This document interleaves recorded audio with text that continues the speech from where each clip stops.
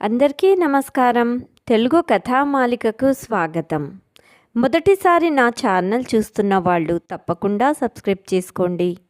ఇక కథలోకి వెళ్దామా మరి? అమెరికాలో ఉన్న తన కొడుకుని చూడాలని ఆ తల్లి అనుక్షణం తపిస్తూ ఉంది.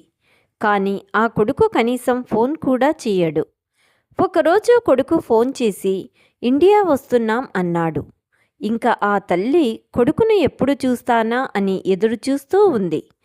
కానీ సడన్గా కొడుకు ఫోన్ చేసి చెప్పిన విషయం విని ఆ తల్లి కుప్పకూలిపోయింది.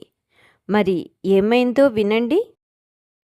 రాత్రి భోజనం ముగించి ఆరు బయట పడుకున్నాక కాంతమ్మ ఫోన్ రింగ్ అవుతూ ఉండటంతో లోపలికి వచ్చి ఫోన్ అందుకుంది. అవతల వైపు గొంతు సాగర్ది. ఆ గొంతు వినగానే అప్రయత్నంగానే కాంతమ్మ కళ్ళ వెంట నీళ్లు తిరిగాయి. అది తన కొడుకు సాగర్ గొంతు కాబట్టి. ఎలా ఉన్నావు బిట్టు?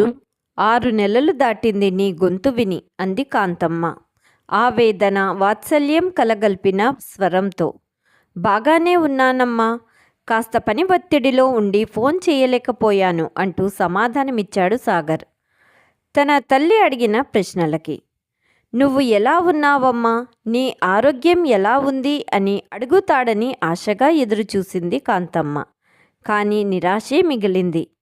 చెప్పదలుచుకున్న విషయాన్ని తన సమయం వృధా కాకుండా 2 ముక్కల్లో చెప్పేసి తనకు అనవసరమైన విషయాలను ప్రస్తావించకుండా ఫోన్ పెట్టేయడం సాగర్కి అలవాటు. తన క్షేమ సమాచారం తెలుసుకోవడం కూడా ఒక అనవసరమైన విషయాలలో ఒకటి. కానీ ఈసారి తన తల్లి ఆనందంతో ఎగిరి గంతేసే విషయం ఒకటి చెప్పి కాంతమ్మ ఇంకా ఏదో మాట్లాడబోతుంటే తనకు వేరే పని ఉందని చెప్పి ఫోన్ పెట్టేశాడు. ఇంతకీ ఆ విషయం ఏంటంటే సాగర్ తనకి 2 నెలలు సెలవులు ఇవ్వటంతో తన తల్లిగారి ఇంట్లో 1 రోజులు, అత్తగారింట్లో 1 రోజుల పాటు సరదాగా గడపటానికి తన భార్య పిల్లలతో అమెరికా నుండి ఇండియాకు 2 వారాల్లో వస్తున్నాడు. ఈ విషయం తెలిసిన దగ్గర నుండి కాంతమ్మ ఆనందానికి అవధుల్లేవు. 3.5 సంవత్సరాల తర్వాత తన కొడుకుని చూడబోతుంది. ఆమె ఫోన్ పెట్టేసి తిరిగి 6 బయటకు వచ్చి పడుకున్న కాంతమ్మకి నిద్ర పట్టటం లేదు. తన కొడుకు చిన్ననాటి సంఘటనలు, అతన్ని పెంచటానికి ఆమె పడ్డ కష్టాలు, ఉద్యోగ నిమిత్తం తల్లిని వదిలి అమెరికా వెళ్ళిపోవడం లాంటివన్నీ తలుచుకుంటుంటే అంతా ఒక కలలాగా అనిపిస్తుంది. సాగర్ తన ఒక్కగానొక్క కొడుకు. ఎప్పుడూ విజయం తప్ప అపజయం తనకి దరిచేరేది కాదు. సాగర్ అని పేరు పెట్టుకున్న ముద్దుగా బిట్టు అని పిలుచుకుంటూ ఉండేది. సాగర్ ఆటల్లోనూ చదువుల్లోనూ అందరికంటే ముందుండేవాడు. చిన్నప్పుడు బిట్టు ఎంతో ముద్దుగా ఉండేవాడు. చాలా అల్లరి చేసేవాడు. తను పెడితే కానీ అన్నం తినేవాడు కాదు. సాగర్ చిన్ననాటి రూపం తన కళ్ళల్లో మెదులుతుంటే ఆ రూపాన్ని తన కళ్ళల్లో అలాగే బంధించాలనుకుందేమో. కళ్ళను గట్టిగా మూసింది. అప్పటిదాకా తన కళ్ళల్లో కదలాడిన జ్ఞాపకాలు కన్నీరుగా కరిగి కళ్ళ నుండి బయటికి వచ్చి చెక్కిళ్ల మీదుగా ప్రవహించసాగాయి. చిట్టి చిట్టి చేతులతో తన బిట్టు ఏడవకమ్మా అంటూ చెంపలపై చేరిన కన్నీటిని తుడుస్తున్నట్లు అనిపించింది. ఒక్కసారిగా కళ్ళు తెరిచి చూసింది కాంతమ్మ. అంతా తన భ్రమ, తన పిచ్చే గాని బిట్టు ఇప్పుడు చిన్నవాడు కాదు, 2 పిల్లలకు తండ్రి. వాడి కుటుంబం, ఆఫీసు తప్ప మరొక ధ్యాస లేనంత పెద్దవాడైపోయాడు. కన్నతల్లి యోగక్షేమాలు కూడా తెలుసుకోలేనంత గొప్పవాడైపోయాడు అనుకుంది. పొంగుకొస్తున్న కన్నీటిని కొంగుతో తుడుచుకుంటూ కాంతమ్మ. ఇలా భ్రమపడటం ఇది మొదటిసారి కాదు తనకి. తను బాధపడిన ప్రతిసారి బిట్టు తన కన్నీళ్లను తుడుస్తున్నట్టు, ఆరోగ్యం సహకరించక తనకేమవుతుందో అని భయపడిన ప్రతిసారి నీకేం కాదమ్మా, భయపడకు, నేనున్నాను కదా అంటూ తన భుజం తడుతూ భయాన్ని పోగొడుతున్నట్టుగా భ్రమపడుతుంది. అంతలోనే అదంతా నిజం కాదని తెలుసుకొని కన్నీటి పర్యంతమవుతుంది. ఆ రాత్రంతా తన కొడుకు ఆలోచనలతోనే గడిచిపోయింది. ఎప్పుడు తెల్లారిందో కూడా గమనించలేదు. పాలవాడు పాలు తీసుకోమని బయట నుండి అరుస్తుంటే ఆ అరుపులకి ఈ లోకంలోకి వచ్చింది కాంతమ్మ. సూర్యకిరణాలు చీకటిని చీల్చుకుని సంపూర్ణ వెలుగుని ప్రసాదిస్తూ నేల తల్లిని తాకుతున్నాయి. అప్పుడే తెల్లారిందా అనుకుంటూ లేచి సూర్య భగవానుడికి నమస్కరించి పాలెవాడి దగ్గరికి వెళ్ళి రోజు కంటే 4 లీటర్ల పాలు అదనంగా పోయించుకుంది. విషయం ఏమిటని పాలవాడు అడిగితే 2 వారాల్లో తన కొడుకు వస్తున్నాడని, అతడి కోసం పాలకోవా చేయటానికి అని చెప్పింది. అలాగే ఎదురింటి రాధమ్మకి, పక్కింటి సీతకి, వెనుకింటి జానకికి, ఇలా చుట్టుపక్కన వాళ్లకు అందరికీ చెప్పి వచ్చింది తన కొడుకు రాక గురించి. ఈ మధ్యకాలంలో ఇరుగు పొరుగు వారెవరూ కాంతమ్మ ఇంత సంతోషంగా ఉండటం చూడలేదు. తిరిగి ఇంట్లోకి వచ్చిన కాంతమ్మ కొడుకుకి ఏమేమి ఇష్టమో లిస్టు తయారు చేసింది. ఆ లిస్టు ప్రకారం మొదట పాలకోవా చేయటం మొదలుపెట్టింది. తర్వాత జంతికలు, అరిసెలు, కజ్జికాయలు, రవ్వ లడ్డూలు, సజ్జబూరెలు చేసింది. ఊర మిరపకాయలు, వడియాలు పెట్టింది. ఇలా వారం రోజుల పాటు ఆరోగ్యం సహకరించకున్నా తన కొడుక్కి ఇష్టమైన వంటకాలన్నీ చేసి సిద్ధంగా ఉంచింది. ఇంకా తన కొడుకు రావటానికి వారం రోజులు ఉన్నాయి. ప్రతి క్షణం ఒక యుగంలా గడుస్తుంది కాంతమ్మకి. అమెరికాలో సాఫ్ట్వేర్ ఇంజనీర్గా పనిచేస్తున్న సాగర్కు 9 ఏళ్ల క్రితం స్నేహతో వివాహమయ్యింది. వివాహమనంతరం తన భార్యని తీసుకొని అమెరికా వెళ్ళిన కొడుకు 9 ఏళ్ల కాలంలో 3 సార్లు మాత్రమే తన తల్లిని చూడటానికి వచ్చాడు. మొదటిసారి వచ్చినప్పుడు పిల్లలతో వచ్చాడు. తర్వాత నుండి ఒక్కడే వచ్చేవాడు. అదేమని అడిగితే ఏవో కారణాలు చెప్పేవాడు. జరిగిందేదో జరిగిపోయింది. ఇన్నాళ్ళకైనా తన బిడ్డు తన పిల్లలను తీసుకొని తనని చూడటానికి వస్తున్నాడు, అదే చాలు అనుకొని సంబరపడిపోయింది కాంతమ్మ. కొడుకు రాక కోసం ఎదురు చూస్తున్న ఆమెకు వారంలో 4 రోజులు చాలా భారంగా గడిచాయి. ఇంకా 3 రోజులే. నిమిషానికోసారి గడియారం వంక చూస్తుంది. మన్ను తిన్న పాములాగా నిదానంగా కదులుతున్న గడియారం నిమిషాల ముళ్ళుని చూస్తుంటే చిరాకేస్తుంది కాంతమ్మకి. కొడుకు కోసం ఇలా ఎదురు చూడటం కొత్త కాదు తనకి. బిట్టు తన కడుపులో ఉన్నప్పుడు 9 మాసాలు ఎదురు చూసింది. ఎప్పుడెప్పుడు తన చిట్టి తండ్రిని తన చేతుల్లోకి తీసుకొని ముద్దాడుతానా అని. అతడు పుట్టాక మళ్ళీ ఎదురు చూడటం మొదలుపెట్టింది. తనని అమ్మా అని పిలిచే రోజు కోసం. ఆ రోజు రానే వచ్చింది. ఆనందంతో బిక్కిరి బిక్కిరి అయిపోయింది ఆ తల్లి. 5 ఏళ్లకే బడిలో చేర్పించింది బిట్టుని. 4 ఏళ్ల పాటు తల్లికి బాగా అలవాటు పడిన తన కొడుకును ఆమె వదిలిపెట్టి బడికి వెళ్ళనని ఒకటే మారం చేసేవాడు.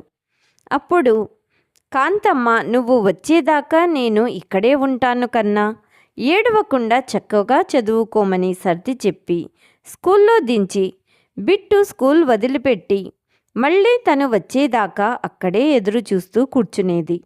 స్కూల్ వదిలిపెట్టగానే బిట్టు పరిగెత్తుకుంటూ వచ్చి అమ్మా అంటూ తనని చుట్టేసుకునేవాడు.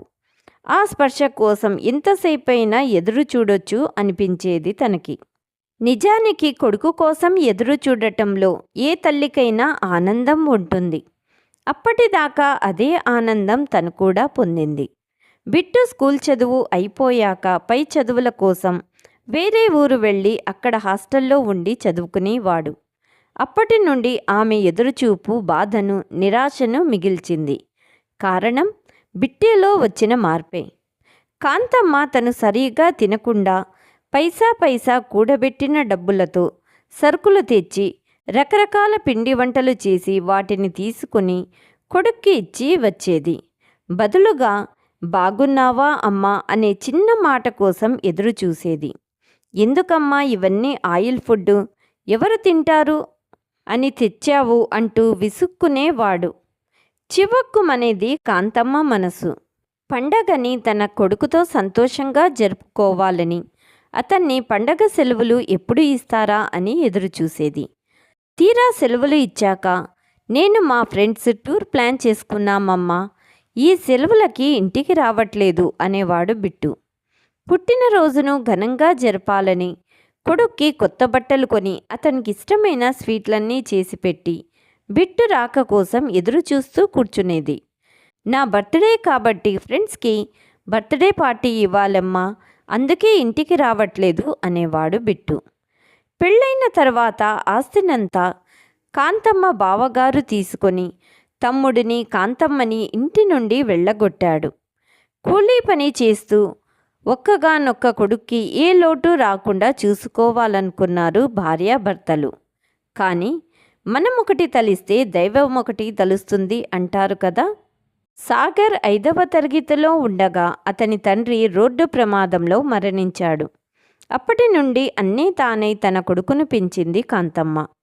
ఎంతో అపురూపంగా చూసుకునేది. ఎన్నో కష్టాలు పడినా కొడుకు అతడికి ఉద్యోగం వచ్చాక తనని ఏ కష్టం కలగకుండా చూసుకుంటాడని కలలు కనేది. కానీ తనకు అమెరికాలో ఉద్యోగం చేసే అవకాశం వచ్చిందని తన తల్లిని ఒంటరిగా వదిలేసి విదేశాలకు వెళ్ళిపోయాడు బిట్టు. అప్పటి నుండి కొడుకు ఫోన్ కోసం ఎదురు చూడని రోజంటూ లేదు. ఏ 6 నెలలకు ఒకసారో ఫోన్ చేసి 2 నిమిషాలు మాట్లాడి ఫోన్ పెట్టేసేవాడు. ఆమె చేస్తే బిజీగా ఉన్నానంటూ విసుక్కునేవాడు. అతని రాక కోసం సంవత్సరాల తరబడి ఎదురు చూసేది. 2-3 ఏళ్లకు కానీ వచ్చేవాడు కాదు. మనవడు మనవరాలిని తన ఒళ్ళో కూర్చోబెట్టుకొని రామాయణం మహాభారతం కథలు చెప్పాలని, మన సంస్కృతిని వాళ్లకు తెలియచేయాలని తపించిపోయేది. ఆ అదృష్టానికి తనని నోచుకోనివ్వలేదు ఆమె కొడుకు.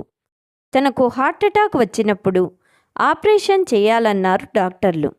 చిన్నప్పటి నుంచి సూది మందు వేయించుకోవడం కూడా అలవాటు లేని కాంతమ్మ ఆపరేషన్ అనగానే భయపడిపోయింది. ఆ సమయంలో తన బిట్టు ఆమె పక్కనే ఉండి ధైర్యం చెప్తే బాగుండనిపించింది.